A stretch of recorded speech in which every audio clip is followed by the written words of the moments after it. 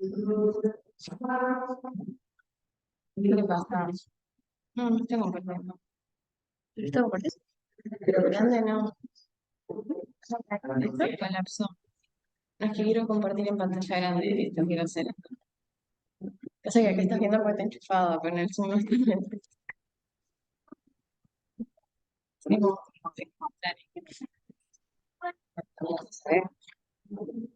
Bueno, seguimos con el siguiente tema, que es valoración de válvulas protésicas.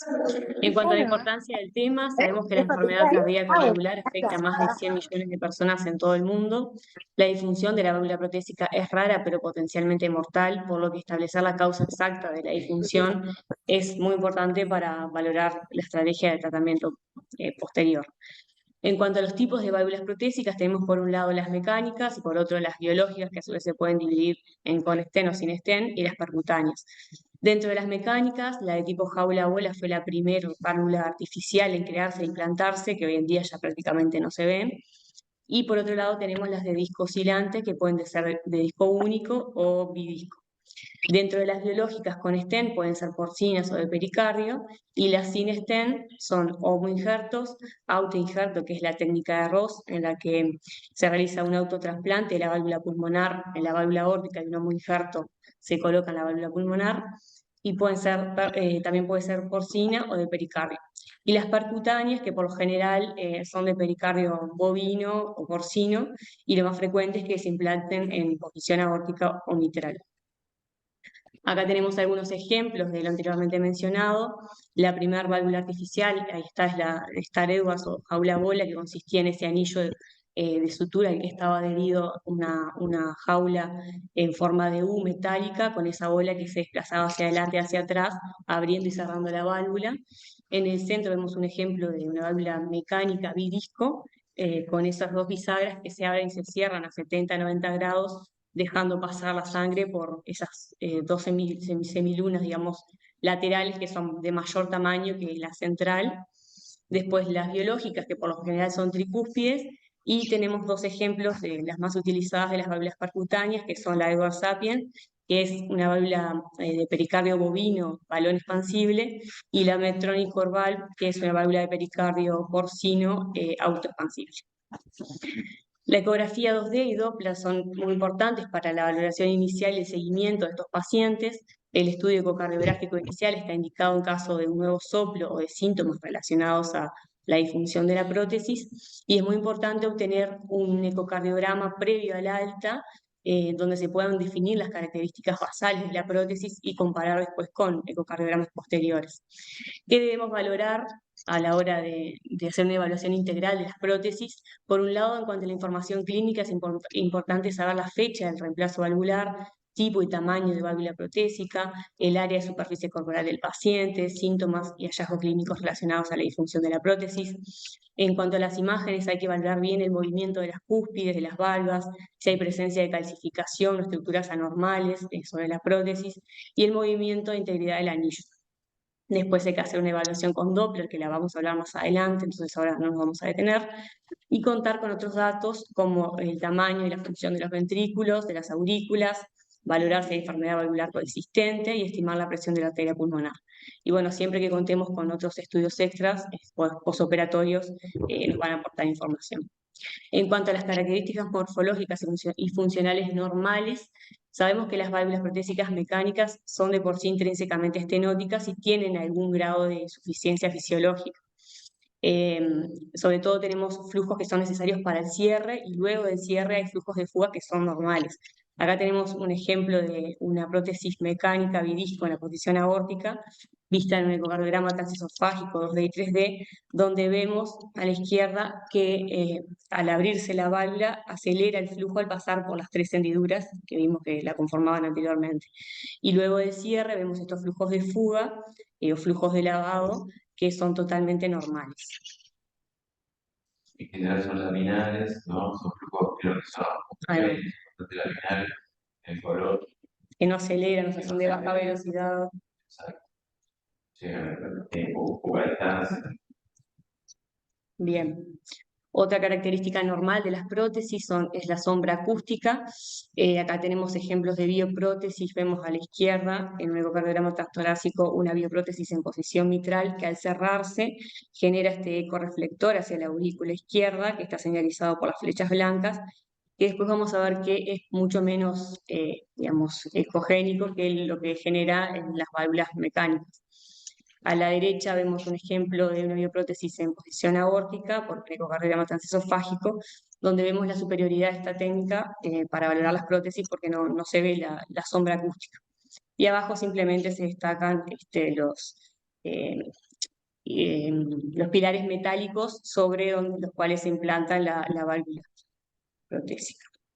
Bien, acá tenemos otro ejemplo de sombra acústica y reverberaciones en la válvula mecánica en posición aórtica, donde vemos en un ecocardiograma transtorácico que la sombra se dirige hacia la cara posterior, digamos, de la prótesis, y en el transesofágico esto cambia y se dirige hacia la cara anterior. Vemos, como dije, que es más hiperrefringente que la sombra que se genera en una bioprótesis. Otra característica normal en el Doppler continuo es ver los clics de apertura y cierre valvular, y también podemos valorar la apertura y cierre en el modo M. Otro ejemplo de sombra acústica y reverberaciones en válvula mecánica en posición mitral. Acá vemos que en un transtorácico la sombra se dirige hacia la aurícula izquierda, por lo que si hay insuficiencia mitral, vegetaciones, panus, trombos, es muy difícil de valorar. Y esto mejora mucho con el ecocardiograma transesofágico, donde vemos mejor la aurícula, ya que esta sombra acústica se dirige hacia el ventrículo y no hacia la aurícula. Y cómo se complementan, ¿no? El transtorácico, porque el transtorácico ve la prótesis del ventrículo y el transesofágico lo ve desde la aurícula. Exactamente. Otra característica normal que podemos encontrar en las prótesis son las presencias de microburbujas y cavitaciones y de filamentos. Las microburbujas se generan por desaceleración del flujo y caída de presión al llegar al cierre de la prótesis. Por lo general se encuentran en la posición mitral y en válvulas protésicas mecánicas, no así en las prótesis biológicas. La cavitación va a depender también del tipo de prótesis, del material, y bueno, las podemos encontrar en válvulas tanto normofuncionantes como disfuncionantes. Los filamentos son estas pequeñas estructuras que están adheridas a la válvula protésica, que son móviles, pequeñas, densas, que están adheridas a la válvula y tienen movimiento independiente a esta.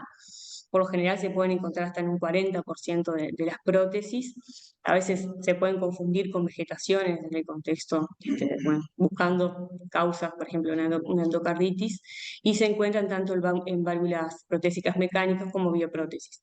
Su significado no está muy claro por lo que he leído, como que no sabemos si generan riesgo embólico o no. Exacto. También son pequeños mitos, muy pequeños. Son Tengo una intervención. Siempre que sean así, ¿no? Todos muy chiquitos y que sean blanco y un paciente así con él. Bien, posición, cambiando, pero bueno, a ver qué pasa.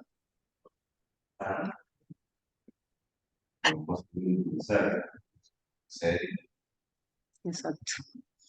Bueno, en cuanto a la valoración hemodinámica, como dije anteriormente, todas las prótesis son intrínsecamente estenóticas, por lo que es importante saber el tamaño y el tipo de válvula. A la hora de valorarlas es importante conocer la velocidad y los gradientes de flujo transprotésicos, por lo cual la ecuación de Bernoulli para calcular el gradiente máximo es importante.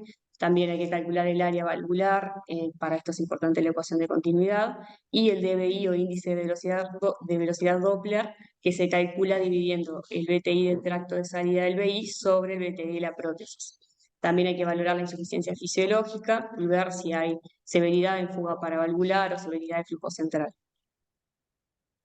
En cuanto a las complicaciones. Sí.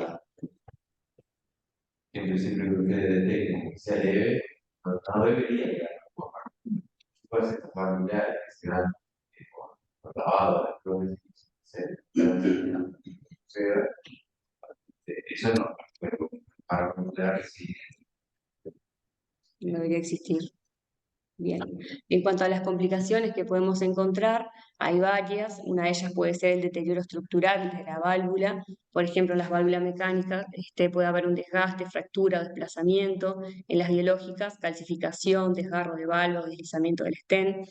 Por otro lado, están las disfunciones no estructurales que pueden ocurrir por panus, leak paravalvular o un tamaño o posicionamiento inapropiado de la prótesis.